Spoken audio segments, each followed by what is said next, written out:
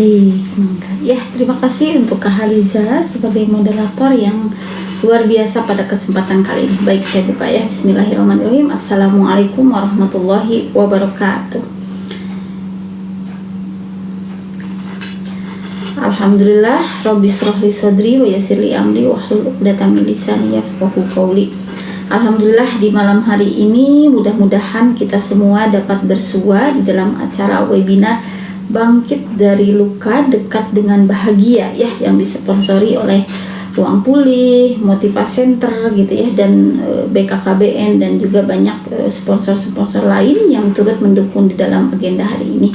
Terima kasih saya ucapkan atas kesempatannya, dan kita semua dapat bersua di hari ini, dapat bersilaturahim di hari ini, tentu atas izin dari Allah ya. Salawat dan salam pun semoga tetap tercurah limpahkan kepada baginda termulia Habibana wa Nabiyana Muhammad sallallahu alaihi wasallam, agar acara webinar kali ini berkah gitu ya, karena kita ingin goalsnya atau outcome dari webinar ini adalah menjadi booster, menjadi pemecut agar kita bangkit dari luka dan dekat dengan bahagia.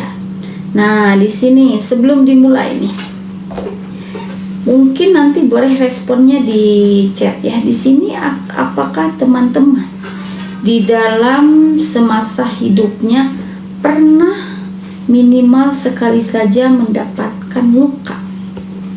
Mau lukanya yang ringan, ataupun lukanya yang sedang, ataupun lukanya yang begitu dalam dan masih terasa, masih terngiang, bahkan mungkin rasa sakitnya itu masih menganga hingga detik ini.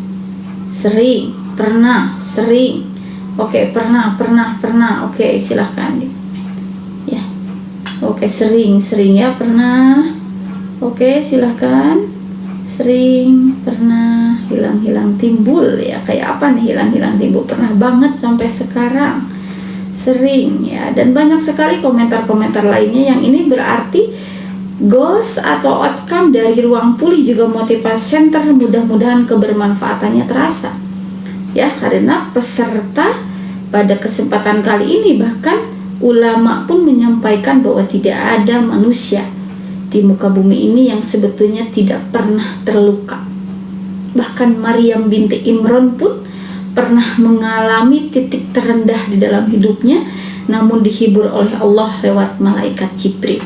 Jadi untuk sahabat-sahabat semua yang pernah mengalami luka bahkan masih terasa hingga detik ini, tidak don't worry gitu ya, all is well. Insya Allah semuanya akan baik-baik saja, dan kita di sini ikhtiar agar bangkit dari luka dekat dengan bahagia. Boleh mangga selanjutnya silahkan. Oke, ini tema atau bukan tema ya, ini review mungkin yang akan kita coba dalami di webinar kali ini. Boleh selanjutnya saja.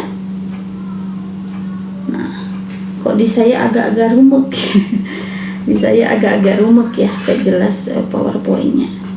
Coba kenapa ya, apakah di sahabat-sahabat semua jelas atau agak-agak rumuk juga? Agak-agak, oh jelas ya, sebentar ya. Saya coba sambil baca di sini saja berarti ya.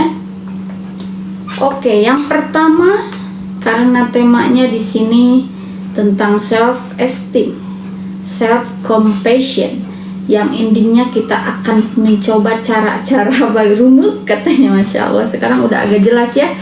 Gak apa-apa lah, ini mah rumuk juga, asal kitanya tidak rumuk ya, kitanya cerah ceria. Nah, yang mudah-mudahan di sini goalsnya sahabat-sahabat semua mampu self healing, mampu healing, mampu keluar dari keterpurukannya secara mandiri terlebih dahulu, baru ketika dirasa I need profesional, baru ke profesional. Namun sebelum itu harapannya berikhtiar terlebih dahulu ya. Self esteem itu apa? Seringkali kita bahas, seringkali kita pahami dengan mudahnya itu harga diri. Nah, di sini kan pesertanya mungkin dari berbagai fase ya, ada remaja, ada remako juga gitu ya. Remako, remaja, dan semuanya tentu masalah self esteem, masalah harga diri ini sangat-sangat menjadi menjadi prinsip di dalam kehidupan. Bahkan tidak sedikit orang yang demi menunjukkan harga dirinya melakukan hal-hal yang tidak semestinya. Namun apa sih sebetulnya self esteem itu? Self esteem adalah pendapat kamu, pendapat sahabat-sahabat tentang seberapa besar sahabat-sahabat berharga dan mencintai diri sendiri apapun keadaannya. Nah, hingga detik ini, hingga tanggal 23 Juli ini, saya tanya, sahabat-sahabat merasa dirinya berharga atau merasa dirinya kurang dicintai, kurang berharga? Silakan boleh jawab di kolom chat, agar saya lihat gitu ya goals kedepannya. Berharga, alhamdulillah ya, berharga ya, sabarahaan hargana kalau kata orang Bandung mah ya. Barangkali ini ada yang di luar Jawa, kadang-kadang saya campur ya, campur yang penting nikmat ya. Nah, alhamdulillah jika kebanyakan berharga ini menjadi modal ya, kita merasa diri berharga, kita merasa diri istimewa, ini bisa menjadi modal untuk nanti kalaupun kita merasa kadang-kadang terluka, lukanya itu tidak semakin dalam karena kita merasa kita tidak ingin berada di titik yang sama. Let's move. Dan yang paling menentukan kita bisa move atau tidak bisa kita menyalahkan orang lain, tidak bisa kita berpangku tangan pada orang lain, namun diri sendirinya lah. Dan tentu atas pertolongan Allah seseorang bisa pada akhirnya move dari luka tersebut ya. Boleh silahkan boleh dilanjutkan slide-nya. Nah, selanjutnya elemen di dalam webinar kali ini selain self esteem ada self compassion. Self compassion itu mudahnya begini, ketika kita terkadang terhadap orang lain, ada orang lain nih yang terluka, kita itu full memberikan bantuan, kita menganggap orang tersebut berharga, kita menganggap bahwa orang tersebut harus keluar dari kesulitan, kita menganggap hal-hal yang baik terhadap orang tersebut. Namun kebanyakan dari kita adalah tidak terbuka terhadap hal-hal yang kita alami, terhadap hal buruk yang sedang dialami, dan seringkali menghindar pada hal tersebut, bahkan memutuskan hubungan. Menghindar atau memutuskan hubungan ini tergantung dari konteksnya. Kadang bisa jadi it's the best effort, namun kadang juga itu bukan maslahatnya. Nah, self compassion ini lebih ke bagaimana cerminan kita terhadap orang lain pun itu diberikan kepada kita. Ketika kita merasa orang lain sedih harus dihibur, kita pun sama. Karena terkadang banyak di antara kita itu yang lebih empati pada orang lain dibandingkan pada dirinya sendiri. Itulah core atau titik dari self compassion tersebut ya. Oke, boleh dilanjutkan slide-nya.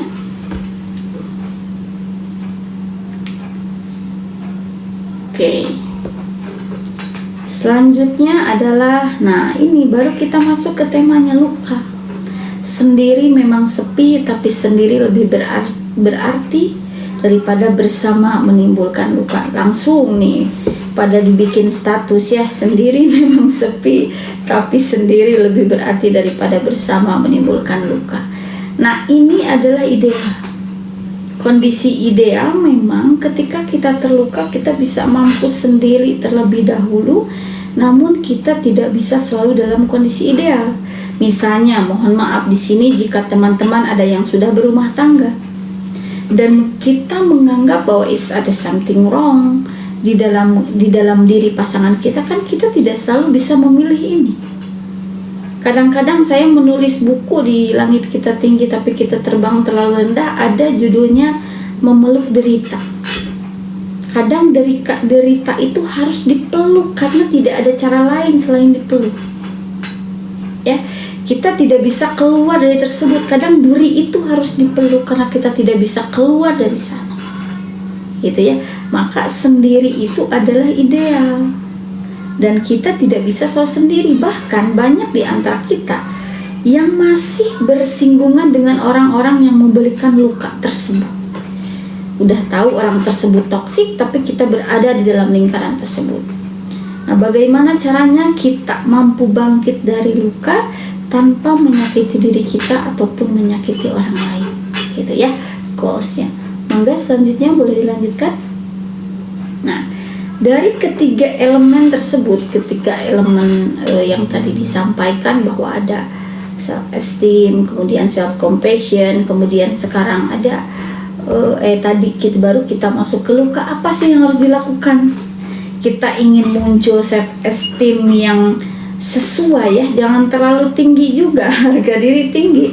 Makanya kalau harga diri terlalu tinggi, kalau ada pilihan nih perempuan nih, kalau perempuan disuruh memilih antara meminta maaf dan nguras laut, milih nguras laut katanya gitu ya. Nah itu harga diri jangan terlalu tinggi-tinggi juga amat gitu ya. Harga diri itu harus ada, tapi jangan terlalu tinggi-tinggi, kadang harus diturunkan. Nah, dan self compassion itu harus selalu ada, namun tidak berlebih juga, tidak over juga, yang akhirnya kita selfish, not self love. Kita tidak mencintai diri, tapi lebih ke egois. Nah, bagaimana caranya balancing, membalancekan antara luka, self esteem, self compassion tersebut? Yaitu salah satu caranya dengan self healing. Ya, jadi tujuan dari teman-teman datang mengklik mendaftar ke sini itu harapannya agar tahu bahwa tujuan dari webinar ini agar mampu lepas. Dan kita salah satu cara untuk lepas adalah tidak fokus untuk melupakan, tapi fokus mengikhlaskan. Karena kalau melupakan kita tidak akan pernah lupa. Kita begitu masih terbayang ketika diputar ulang rasa sakitnya, entah itu di masa kecil, entah itu di masa remaja, bahkan di masa kini. Kalau kita fokus melupakan, maka kita tidak akan pernah lupa. Namun ketika kita fokus mengikhlaskan, maka insya Allah itu akan terasa lebih ringan. Meskipun untuk ikhlas pun itu perlu dilatih, tidak ujuk-ujuk ya. Oke, apa itu self? Self itu adalah diri, dan healing ini adalah penyembuhan, not refreshing. Bedakan antara healing dengan refreshing. Kalau refreshing, refresh, menyegarkan kembali, sedangkan healing itu penyembuhan, lebih dalam dari sekedar menyegarkan kembali. Karena kadang-kadang kalau refreshing itu bikin pusing ya. Refreshing itu kadang bikin pusing, kalau healing harapannya ada penyembuhan. Jadi self healing itu bagaimana cara penyembuhan diri. Dan kebanyakan dari kita mikirnya rumit, nyangkanya penyembuhan diri itu ya harus datang ke psikolog, psikiater, profesional dan lainnya. Itu kalau sudah di dalam kondisi I need it, saya membutuhkan itu. Tapi jika selama kita masih berusaha, jadi ada titik-titik mana yang kiranya kita butuh ke UGD, mana yang kita tidak bisa mengandalkan orang lain. Kan gak selalu profesional itu dapat ditelepon, dapat janji temu, gak bisa. Dalam titik-titik darurat tertentu dan kita sedang down, lukanya semakin menganga, terasa ada reminding kembali, ingat kembali dan lain sebagainya kembali, maka kita tidak bisa mengandalkan orang lain selain diri kita sendiri dan Allah. Maka inilah saya coba sharingkan bagaimana self healing yang praktis, yang harapannya bisa diaplikasikan di dalam kehidupan sehari-hari kita semua ya. Boleh dilanjutkan? Oke, sudahkah kita melakukan self healing? Saya ingin tahu nih, self healing teman-teman di sini gimana aja nih healingnya? Ayo boleh dijawab di kolom chat, silakan. Healingnya gimana aja tuh? Ayo, liburan, refreshing. Ya boleh, liburan itu kadang bisa refreshing saja, kadang bisa jadi healing ya. Turu, apa tuh turu? Di kamar bisa. Oke, terus naik gunung bisa. Baca buku di masjid, Masya Allah, dengan hobi membeli seblak naik seblak, olahraga ya, jogging, shopping, nonton film, nonton drakor ya. Oke, terima kasih untuk sahabat-sahabat yang sudah merespon. Nah ini pertanyaan besar untuk kita, sudahkah kita terbiasa melakukan self healing? Atau jangan-jangan kita terbiasa fokus pada orang lain ketika dirundung permasalahan? Nah ini ada masalah, kita fokusnya pada diri, muhasabah diri, atau kita menyalahkan orang lain, menyalahkan lingkungan? Itu pertanyaannya. Namun jika kita sudah terbiasa self healing dan mindfulness, fokus pada diri sendiri, menyelami diri sendiri, maka silakan dilanjutkan, tinggal ditingkatkan saja. Namun jika belum biasa dan masih selalu menyalahkan faktor eksternal, faktor yang tidak bisa kita kontrol, perasaan, pikiran, dan behavior atau perilaku orang lain, itu tidak bisa kita kontrol. Yang bisa kita kontrol ada di kita sendiri. Misal, nah teman-teman terluka dengan masa kecil teman-teman bisa ngontrol gak siapa ibu teman-teman, siapa ayah teman-teman ingin diperlakukan begini, itu tidak bisa mengontrol itu ada takdir yang tidak bisa diubah gitu ya. Kita tidak bisa mengontrol pikiran, perasaan, dan perilaku orang tua kita, tapi kita bisa mengontrol respon kita terhadap pikiran, perasaan, dan perilaku yang diberikan oleh orang tua kita. Dan kita di sini semua, bagi yang belum menikah, calon orang tua, bagi yang sudah menikah, apalagi merasakan betul menjadi orang tua itu seperti apa. Jika belum selesai dengan diri sendiri, masih banyak luka di masa lalu, kira-kira apakah mata rantai setan itu akan selesai ataukah terbawa hingga keturunan? Nah itulah ya, jadi masalah luka ini tidak boleh disepelekan sama sekali, karena saya banyak menangani kasus, jangankan untuk usia 40 tahun, 50 tahun, banyak yang usianya sudah 65 tahun tapi masih sangat jelas di dalam ingatannya perilaku-perilaku orang tuanya yang tidak menyenangkan tersebut. Artinya, teman-teman di sini tinggal memilih ingin menjadi diri yang seperti apa, ingin menjadi orang tua yang seperti apa. Jika dulu diperlakukan tidak nyaman oleh orang tua, maka kita tidak ada cara lain selain memaafkannya, selain mengikhlaskannya. Karena apa? Urusan orang tua zalim pada anaknya itulah urusan dia dengan Allah. Tugas kita sebagai anak tetap berbakti sesuai dengan kemampuan ya. Namun itu bisa menjadi value, bisa menjadi nilai yang berharga, pelajaran ketika kita menjadi orang tua. Oke, boleh dilanjutkan. Nah, apa saja yang bisa dilakukan ketika terpuruk? Ada yang paham maksud dari fixer ini? Silakan. Maksudnya apa? Ini membahas tentang apa kira-kira? Poinnya, kaca diri kita, ya, ikhlas itu bohong, introspeksi diri, oke. Gimana lagi? Bercermin atas segala diri, oke. Terus gimana lagi? Insecure, oke. Menyalahkan diri sendiri, oke. Nah ini ya, terima kasih untuk teman-teman yang sudah merespon. Betul, ini adalah bentuk insekuritas. Lebih baik bersyukur daripada insecure gitu ya. Nah gini, padahal sebetulnya kita itu memiliki potensi yang luar biasa. Kita itu adalah paprika, diibaratkan paprika. Tapi ketika kita bercermin, kok kita itu selalu menganggap kita kecil seperti cabai biasa, padahal kita itu paprika yang bernilai. Makanya ada sebuah buku yang saya tulis, langit kita tinggi tapi kita terbang terlalu rendah. Itu maksudnya. Jadi kita itu memiliki potensi yang luar biasa, namun kita selalu menganggap diri kita rendah, selalu menganggap diri kita rata-rata, dan selalu menganggap diri kita biasa saja. Oke, selanjutnya.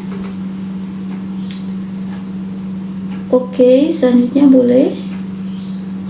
Mudah-mudahan kita bisa mengambil ibrah ya. Nah, sekarang ke intinya, saatnya kita melakukan self healing yang tepat. Selanjutnya ada 3 cara di dalam melakukan self healing. Tahap yang pertama, cara yang pertama yang bisa teman-teman lakukan adalah, silakan boleh dilanjutkan slide-nya. Cara yang boleh teman-teman lakukan adalah yang pertama, writing, menulis. Apakah slide-nya sudah berubah atau masih? Nah, menulis, writing for healing, WFH, menulis untuk healing. Nah, untuk sahabat-sahabat yang belum terbiasa mengekspresikan emosinya lewat verbal dengan cara lisan, maka belajar lewat tulisan. Ya, kalau dengan verbal lewat lisan sayanya masih berat deh. Saya udah terbiasa dari kecil itu tidak mampu mengekspresikan apa yang saya rasakan. Saya selalu seringkali dimarahi kalau saya berpendapat, saya selalu salah dan lain sebagainya. Luka-luka tersebut, luka pengasuhan di masa lalu, sekarang awal mula belajar dengan dituliskan dulu. Insya Allah kalau dituliskan mampu merilis emosi dengan lebih tenang, aman, dan nyaman. Tapi awal-awal pasti butuh effort, apalagi untuk yang belum terbiasa ya. Silakan dilanjutkan. Yang kedua, pertama dengan menulis, yang kedua dengan self-talk, dengan berbicara sendiri. Nah, banyak sebuah penelitian yang menyampaikan ketika kita self-talk, berbicara dengan diri sendiri, dan orang yang jarang self-talk itu lebih sehat orang yang seringkali self-talk. yang seringkali ngaca di depan cermin gitu bahwa aku hebat gitu ya, aku bisa sabar, aku pasti bisa melewatinya, aku wanita yang kuat, aku cantik dengan versiku sendiri, aku bahagia. Saya tanya teman-teman di sini, sudahkah atau pernah atau bahkan sering melakukan self talk ini? Silakan boleh di komen di chat. Jarang, oke. Sering, masya Allah, tiap pagi. Tidak pernah, setiap hari. Sering, oke, sering. Alhamdulillah setiap hari. Jarang, sering, jarang, oke. Baik, terima kasih atas responnya. Nah, untuk yang tidak pernah, pelan-pelan kita mencintai diri dengan cara berbicara sendiri. Is oke, karena tidak semua hal dapat kita ungkapkan pada orang yang bersangkutan karena seringkali jadi masalah. Namun untuk yang pernah silahkan ditingkatkan, yang sering silahkan dipertahankan ya, karena secara psikologis ini mampu membuat orang lebih sehat secara mental ya. Oke, boleh dilanjutkan, silakan. Nah, ini cara yang ketiga. Tuntaskan dengan panduan self healing simple untuk diri sendiri. Saya akan jelaskan panduan self healing simple untuk diri sendiri itu seperti apa. Boleh dilanjutkan? It's time to love yourself. Saya tanya ini boleh dijawab dengan jujur.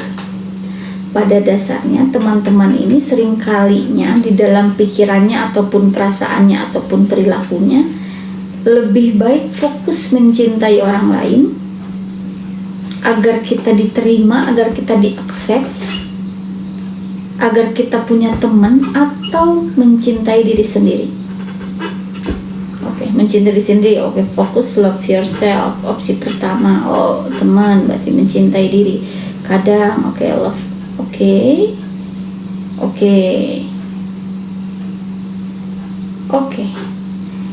Terima kasih atas responnya.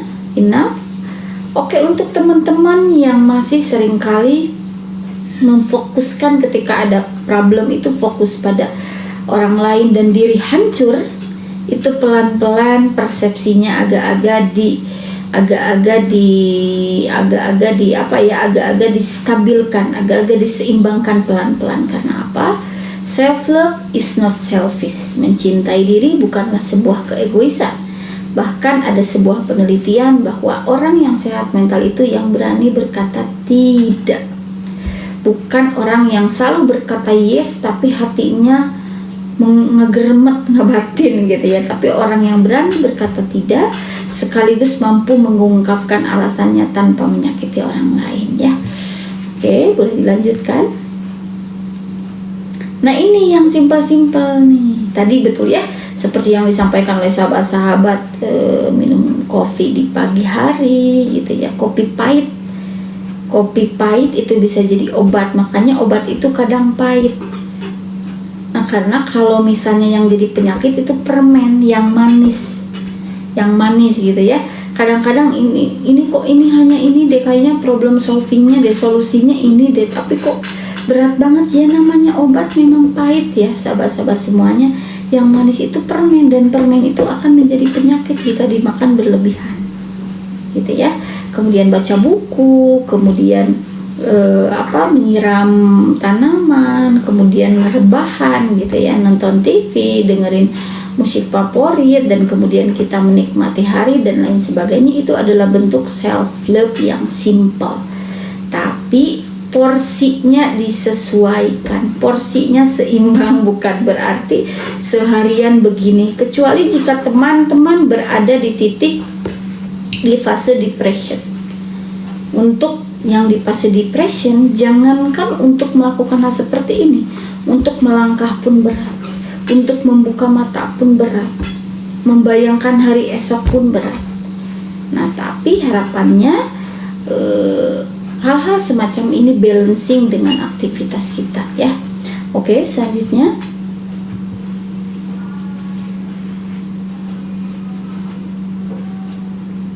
Nah, how to yourself. Yang pertama, tak usah perfect jika membuatmu tak waras. Kenapa sih kita harus ideal? Kenapa kita harus perfect, tidak ada kesalahan gitu ya? Itu akan membuat kita semakin down karena ekspektasi kita terlalu tinggi pada diri kita. Ingat bahwa manusia itu pertengahan antara malaikat dan setan. Gitu ya, kita tidak bisa seperti malaikat gitu, dan kita pun tidak bisa seperti setan. Kita itu berada di pertengahan, jadi tidak perlu perfect amat gitu. Karena biasanya kalau yang perfeksionis justru itu bahasa kasarnya gak waras justru ya. Kemudian lakukan sebisamu, kita bukan superhero, kita bukan superhero yang bisa melakukan hal yang impossible, kita hanya bisa melakukan hal yang possible, hal yang realistis, namun tentu harapannya penuh dengan semangat. Dan ini menjadi ngomong superhero itu seperti gini, kita harus menjadi spesialis juga agar lebih bahagia. Kenapa? Belajar dari superhero, Kapten Amerika misalnya. Kapten Amerika spesialisnya di bidang apa? Hulk di bidang apa? Kemudian siapa lagi tuh Kapten Amerika, ada siapa lagi sih? Superhero yang dikenal oleh anak-anak siapa lagi tuh? Saya taunya cuma ya intinya semuanya memiliki. Nah, Batman. Kemudian siapa lagi tuh yang kecil? Ant-Man, Spider-Man gitu ya, Iron Man gitu. Semuanya memiliki spesialisasi yang tidak bisa dilakukan oleh temannya yang lain. Nah, teman-teman pun agar lebih bahagia, Super Dede ya, entah siapa Super Dede ya. Nah, teman-teman pun akan lebih bahagia agar perlahan-lahan bangkit dari luka, itu melakukan aktivitas yang disenangi sekaligus itu menghasilkan gitu, harapannya begitu ya, harapannya demikian. Nah, itu jadi superhero itu belajarnya kita harus jadi spesialis ya, fokus di satu titik tertentu, karena sekarang bukan zamannya generalis semua bisa, bukan, tapi sekarang zamannya spesialis ya. Dan yang terakhir, nikmat Tuhan yang manakah yang engkau dustakan, yang ini diulang-ulang dalam Quran surat Ar-Rahman puluhan kali gitu ya. Nikmat manakah yang engkau dustakan? Oke, selanjutnya slide-nya. Nah, ini tahapan yang tadi. Oke, teman-teman, dalam self healing, pertama relaksasi terlebih dahulu, masuk ke alam bawah sadar. Setelah itu dikeluarkan emosi negatif yang selama ini dipendamnya. Tentu ini pas awal-awal harus bantuan dari profesional, supervisor ya gitu, harus memang ada yang memandu. Namun jika dibaca dan lain sebagainya bisa dilakukan sendiri. Relaksasi dengan cara yang sederhana, kemudian emosi negatifnya dikeluarkan. Baru setelah emosinya negatifnya dikeluarkan, dibersihkan dengan emosi positif. Aku marah, awalnya kan emosi negatifnya aku marah, aku kecewa, aku sedih, aku takut, aku terluka oleh ibuku, aku terluka oleh ayahku, aku terluka oleh temanku, aku terluka oleh pasanganku dan lain sebagainya, aku sakit, bahkan jadi dendam. Dendam itu seperti menyalakan api di dalam sekam, tidak kelihatan padahal merusak gitu ya. Nah, agar tidak menjadi dendam, yang dendam itu secara neurologi, secara fisiologis pun akan sangat berpengaruh terhadap fisik, maka dilakukan juga pemrograman diri. Pemrograman diri ada 4 cara. Pertama, gunakan kalimat positif. Kedua, setelah digunakan kalimat positif apa yang kita inginkan, maka harus seakan-akan kita berada dalam kondisi yang dimaksud, seakan-akan kita sudah lepas dari luka, seakan-akan kita sudah bangga dengan diri kita. Baru di repetition, harus diulang-ulang ya, kata-kata positif tersebut harus diulang-ulang. Dan yang terakhir baru pengakhiran, terminasi, kita buka mata kita kembali. Yang ketika membuka mata kembali ada healing, ada penyembuhan. Jadi sangat berbeda dengan refreshing, sangat jauh berbeda. Ini healing gitu, healing healing ini mudahnya ini yang paling simpel yang bisa dipraktekkan di rumah. Berbeda jauh dengan refreshing yang hanya menyegarkan kembali, namun itu pun refreshing pun sangat membantu ya. Oke, boleh dilanjutkan kalau tidak salah slide terakhir. Nah, teman-teman, kita sudah membahas tentang self esteem, self compassion. Luka itu memang alamiah, bahkan semua orang itu memiliki lukanya masing-masing. Bahkan jika kita belajar dari Nabi Muhammad SAW, sedari di dalam kandungan ditinggalkan ayahnya, usia 6 tahun ditinggalkan ibunya, ditinggalkan kakeknya, ditinggalkan pamannya, ditinggalkan orang-orang tercintanya, bahkan putra-putrinya pun dikuburkan oleh Nabi Muhammad SAW kecuali Sayyidah Fatimah. Ya, kita bisa mengambil ibrah dari sana bahwa tidak ada manusia yang tidak terluka, tidak sedih, it's okay. Namun kita akan menjadi manusia yang berbeda, kita akan menjadi manusia yang self esteemnya kuat gitu ya, self compassionnya pun demikian, dan kita terbiasa melakukan healing, kita akan menjadi manusia yang berbeda, yang lebih bahagia dari sebelumnya. Ingatlah, not self comparison, tidak membandingkan diri kita dengan orang lain, namun bandingkanlah diri kita dengan hari kemarin. Hari kemarin kita dirundung luka yang sangat dalam, pelan-pelan kita selesaikan bersama, pelan-pelan kita pulihkan bersama, dan itu butuh effort. Tidak ujug-ujug luka itu sembuh, tidak ujug-ujug ya. Nah, ini closing statement dari saya bahwa manusia sedih itu sangat wajar, dirundung permasalahan pun wajar, teringat masa lalu pun wajar, mengalami kehilangan yang akhirnya kesepian ataukah seperti apapun itu wajar. Yang tidak wajar adalah bagaimana kita menyikapinya sehingga semuanya terasa sulit dan berlarut-larut. Jadi kita membedakan mana yang normal, mana yang abnormal.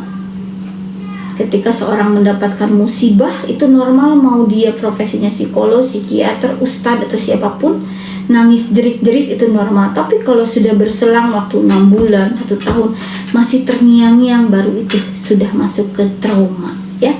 Biasakanlah untuk self healing setiap saat. Jika dirasa sudah tidak mampu, tidak mengapa mendatangi profesional. Namun apapun langkah kita, libatkan Allah dalam setiap helaan nafas, maka semuanya akan terasa mudah. Salam bahagia untuk semuanya.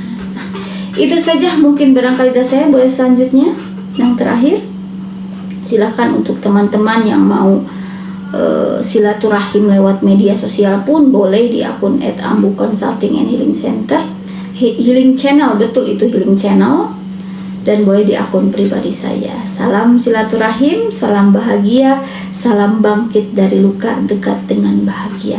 Mangga, terima kasih, saya kembalikan kembali kepada Kak Haliza, silakan. Ya, baik. Masya Allah, luar biasa sekali Kak Eva pemaparannya. Ini belum dipersilakan untuk bertanya, udah pada ngacung. Masya Allah, ini kolom chat 329 ya. Iya, Masya Allah sekali. Ini ngomong-ngomong tadi soal materi yang disampaikan sama Kak Eva, aku ngerasa relate banget dan kayak menarik aku ke proses yang kemarin sudah dijalani, karena ternyata memang betul kuncinya adalah kita jangan merasa hanya kita yang terluka gitu ya, bahwa setiap manusia siapapun pasti pernah mengalami luka. Karena kalau misalkan kita ngerasain hanya kita yang terluka, nanti ya nggak akan selesai-selesai, nggak akan yang mau berusaha untuk bisa mengobati lukanya karena merasa hanya aku yang terluka gitu. Iya. Ini karena sudah banyak sekali yang ngacung sampai bingung. Bentar ya. Kita lihat dulu dari yang paling bawah. Dari yang paling bawah ada Kak Intan. Untuk share screen-nya bisa di stop dulu ke Kak Operator.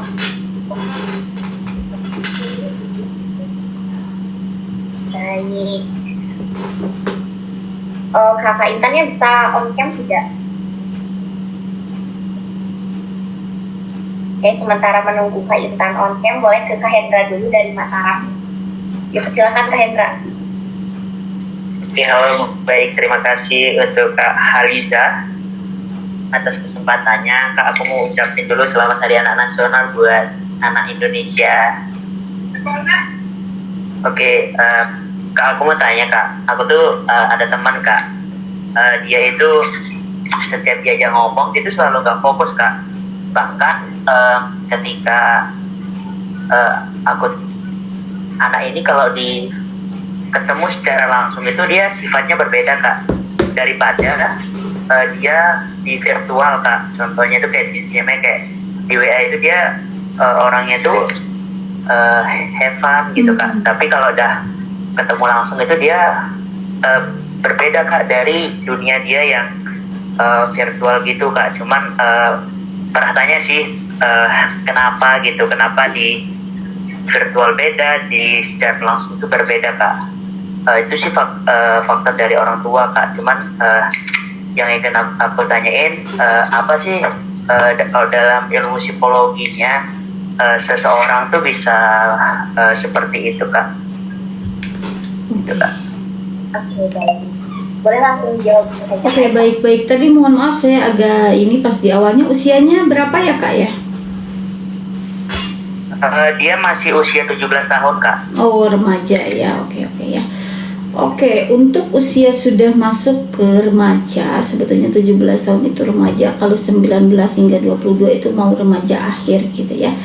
Itu pasti ada ilmu sebab akibat, ada etiologi, ada action reaction, ada aksi, ada reaksi. Kenapa pada akhirnya di usia remajanya ada perbedaan demikian? Karena ini nge-freeze ya, nge-freeze atau sudah aman? Aman Kak Eva. Oke ya. Nah begini, tidak mungkin sesuatu hal, sesuatu behavior atau perasaan perilaku seseorang itu tidak ada penyebabnya. Tidak ada penyebabnya, pasti ada penyebabnya. Dan jika di usia remaja demikian, semua orang ini memiliki topeng. Kalau dalam istilah psikologi itu ada persona, topengnya masing-masing. Dan itu digunakan di kesempatan yang berbeda-beda, disesuaikan dengan keinginan di dalam dirinya gitu ya. Semuanya memiliki topeng. Namun ada yang menggunakan topeng itu, persona itu secara berlebihan, yang akhirnya pada akhirnya mengikis sifat asli dari orang tersebut. Namun ada pula yang mampu menyeimbangkan hal tersebut hanya untuk adaptasi saja. Nah, ketika remaja dengan kondisi demikian, banyak sekali penyebabnya dan saya tidak bisa menjudge hanya dengan dari pernyataan yang sekilas tersebut. Namun beberapa penyebabnya rata-rata karena memang ketidaknyamanan. Ketidaknyamanan itu entah itu internal atau eksternal, entah itu di dalam dirinya yang pada akhirnya kurang merasa percaya diri ketika bersentuhan langsung dengan dunia nyata, dengan orang nyata, dan lebih nyaman ketika di dunia maya. Dan apalagi di zaman yang seperti sekarang ini terlalu banyak gadget dan lain sebagainya. Kemudian ada faktor eksternal juga yang memang jika disonding dengan cara-cara yang tepat, kita dapati hatinya dan lain sebagainya, maka insya Allah. Pertanyaan terkait hal itu gitu kak. Oke, gimana? Boleh kak? Udah terdengar kak? Oke, terdengar, tapi ini nge-freeze kayaknya sinyalnya jelek deh. Oke, gimana kak? Oke, aku ulang kak ya. Jadi pada saat ketemu pun kak ya, dia itu sangat bahagia kak ketika dia nunjukin tangannya dia yang self harm gitu kak. Karena kan untuk bertanya terkait masalah dia pun itu sangat sangat tidak memungkinkan gitu kak. Bahkan sering tak sarankan dia ke psikolog, cuman nggak kalimat yang keluar dari mulutnya itu nggak mempan gitu kak. Seperti itu. Oke. Saya mendengarkan pernyataan yang agak akhir-akhir, tapi yang di awalnya agak tidak terdengar. Gimana kak? Bisa di repetition kembali yang awalnya saja? Yang di awal kak? Iya. Gimana?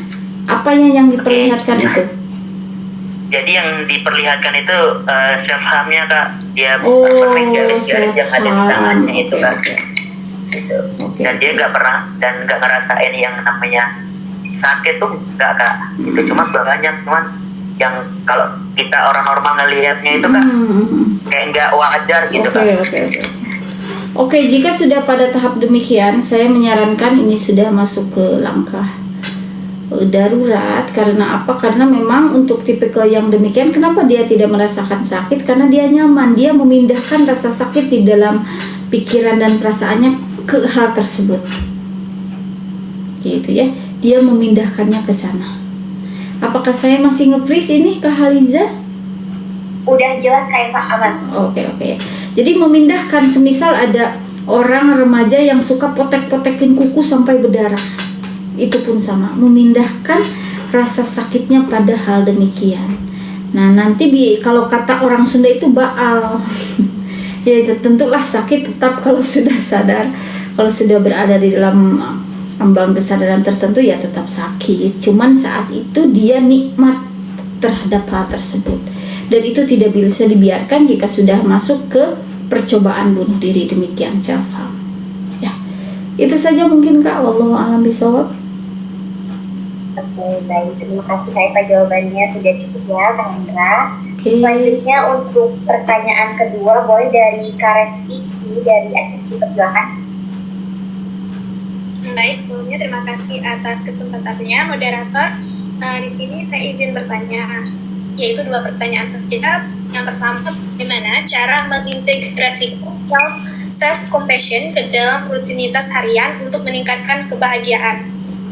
Nah, yang kedua, seberapa penting Bu peran self-awareness dalam proses meningkatkan self-esteem dan self-compassion? Terima kasih. Ya, baik. Terima kasih Kak Resti. Boleh langsung menjawab Kak Eva. Oke ya.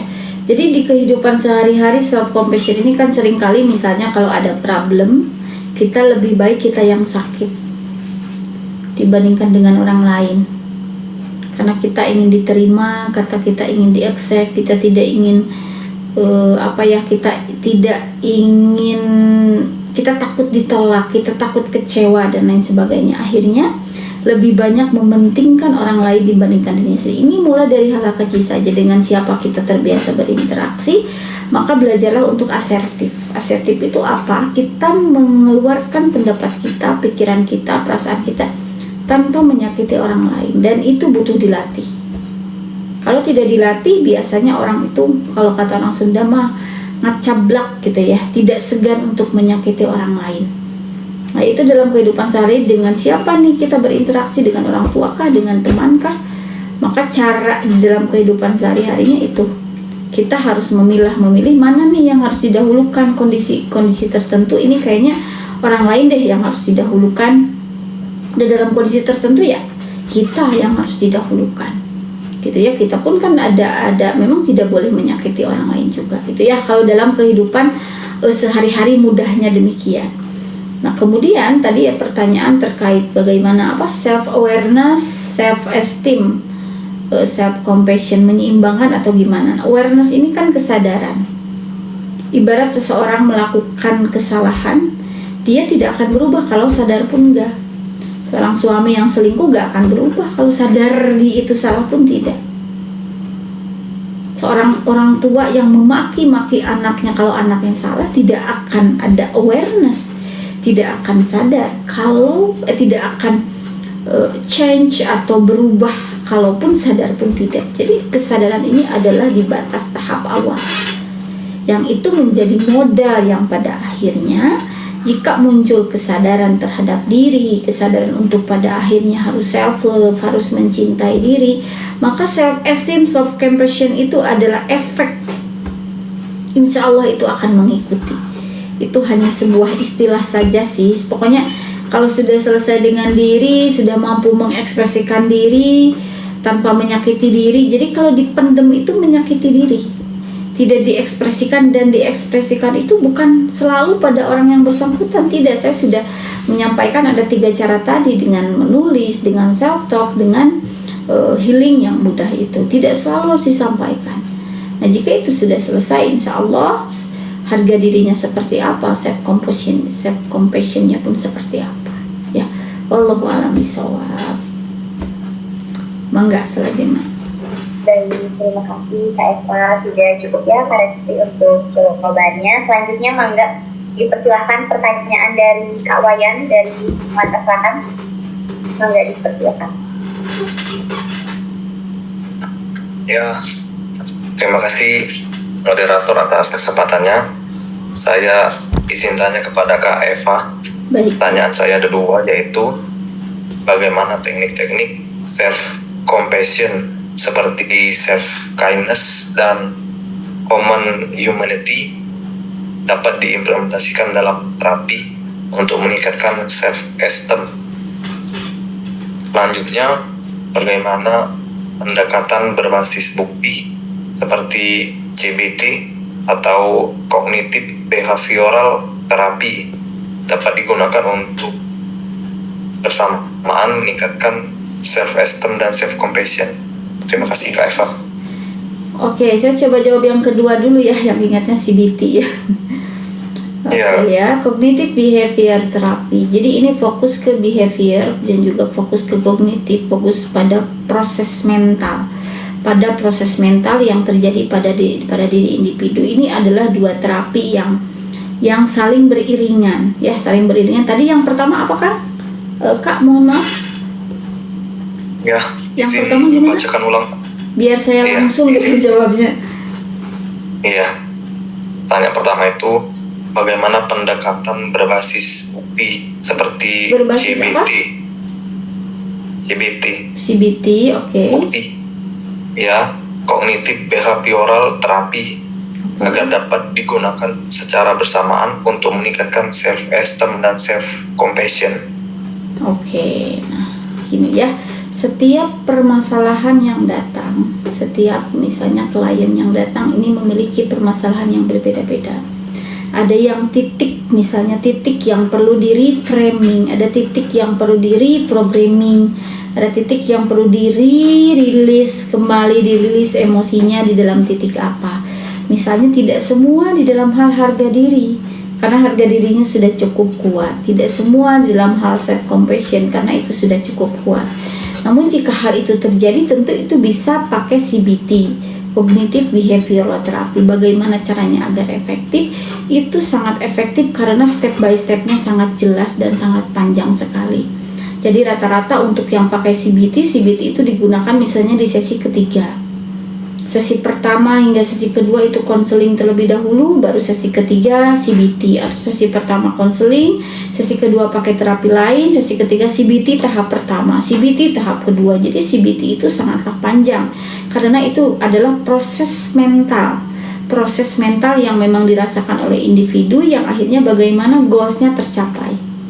Dan jika memang goalsnya self esteemnya agar stabil gitu ya, kemudian self compassionnya pun demikian, maka tentu CBT-nya pun, programnya pun disesuaikan dengan permasalahannya. Jadi tidak sama pada setiap individu. Begitu mungkin Kak Wayan, wallahu a'lam. Sebentar ya. Ya. Konseling. Oke, begitu mungkin Kak. Oke, baik. Terima kasih Kak Eva untuk jawabannya. Teman-teman, karena ini waktu sudah menunjukkan pukul 9 malam dan sesuai tadi kesepakatan kontrak waktu kita akan sesi materi dan diskusi selama 1 jam. Meskipun di sini masih banyak pertanyaan di kolom chat yang belum terjawab ya, dan masih ada juga yang mengacungkan tangan, mohon maaf yang sebesar-besarnya. Kita akan akhiri untuk sesi ditanya jawab ini. Dan jangan khawatir, pertanyaan yang diberikan masih bisa diajukan. Di webinar kita yang ketiga nanti akan ada narasumber juga yang sama istimewanya. Jadi teman-teman stay tune di webinar kita yang ketiga untuk kita membahas lagi pertanyaan-pertanyaan yang teman-teman ajukan dan belum bisa kita jawab. Kemudian tidak terasa sudah di akhir sesi pada sesi materi dan diskusi. Sebelum diakhiri, saya di sini akan menyampaikan beberapa hal terkait apa yang sudah tadi disampaikan. Sudah banyak sekali yang kita bahas, dari mulai tadi self esteem, kemudian self compassion. Kita juga membahas terkait tadi luka-luka yang ada pada diri kita, apakah itu pada saat masa kecil, masa sekarang yang masih terbawa ya. Hingga tadi juga dipaparkan bagaimana healing dan bagaimana cara kita untuk mencintai diri kita sendiri. Tentunya saya ucapkan terima kasih yang sebanyak-banyaknya mewakili tim dari Ruang Pulih kepada Kak Eva yang sudah berkenan bersedia berbagi ilmunya yang luar biasa. Semoga menjadi kebaikan, kita doakan semua untuk Kak Eva sehat dan bahagia selalu. Amin, Untuk amin, Kak Eva dan keluarga juga terima kasih kami sampaikan kepada seluruh partisipan yang sudah hadir hari ini. Terima kasih untuk atensinya yang luar biasa, terima kasih untuk responnya yang luar biasa. Semoga masih terus kita lanjut di kegiatan-kegiatan ruang pulih selanjutnya, karena kehadiran kakak-kakak di sini insya Allah akan menjadi semangat bagi kami untuk terus selalu melanjutkan program-program yang ada di ruang pulih. Tadi di sini sempat ada pertanyaan, katanya rekomendasi buku apa yang cocok untuk umur 13 sampai 20 tahun. Mungkin saya izin menjawab ya rekomendasi buku yang cocok. Kebetulan Kak Eva di sini ada 4 buku yang tadi sudah dipaparkan. Kalau misalkan masih pengen cari buku-buku yang lain, masih ada berapa buku ya Kak Eva? 14 buku ya totalnya. 12 karya dari Kak Eva bisa 12 buku ya. Iya. Ya bisa diorder langsung karya-karya hasil tulisan dari Kak Eva, karena pastinya tadi dari saya pribadi pun setelah mendengar pemaparannya jadi semakin tergerak untuk bisa order bukunya gitu. Mungkin itu saja yang dapat disampaikan. Mohon maaf atas segala kekurangan. Kebaikannya malam hari ini tentu berasal dari Allah dan kekurangannya dari kita sendiri sebagai manusia. Mungkin itu saja yang dapat disampaikan. Selanjutnya sebelum beralih akan ada sesi penyampaian sertifikat ya, yang akan diberikan langsung oleh Kak Aki kepada narasumber selaku founder dari Motivasi Center. Kak Aki apakah hadir? Diwakilkan oleh saya teh. Oh iya baik, dipersilakan Kak Ayu. Oke.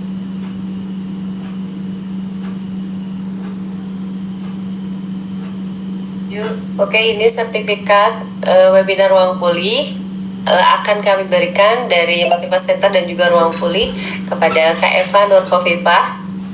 Terima kasih. Semoga ini Ruang Pulih dan sama-sama Kak. Terima kasih atas ilmunya. Semoga sehat selalu. Amin, amin semuanya. Dan lancar rezekinya. Amin, amin. Semuanya sehat selalu. Doa terbaik untuk semuanya ya. Amin. Oke, baik. Terima kasih Kak Ayu. Mungkin itu saja untuk sesi hari ini. Sekali lagi Kak Eva terima kasih banyak. Selamat melanjutkan aktivitasnya dan selamat beristirahat untuk malam ini. Selamat sama-sama ya Kak Hariza. Oke. Ya, selamat. Jadi sudah Saya kembalikan selesai. lagi kepada MC. Oke, silakan. Ya sudah selesai Kak Eva. Sudah selesai.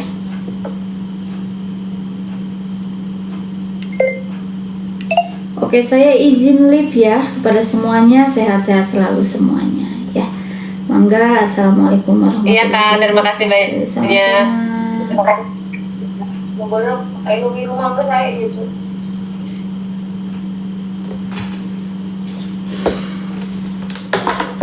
Alhamdulillah telah selesai webinar Bangkit dari Luka Dekat dengan Bahagia. Terima kasih untuk sahabat-sahabat yang sudah bergabung dari awal, di tengah, dan juga di akhir. Mudah-mudahan kita mampu bangkit dari luka dan dekat dengan bahagia. Sehat-sehat selalu untuk semuanya. Mangga, assalamualaikum warahmatullahi wabarakatuh.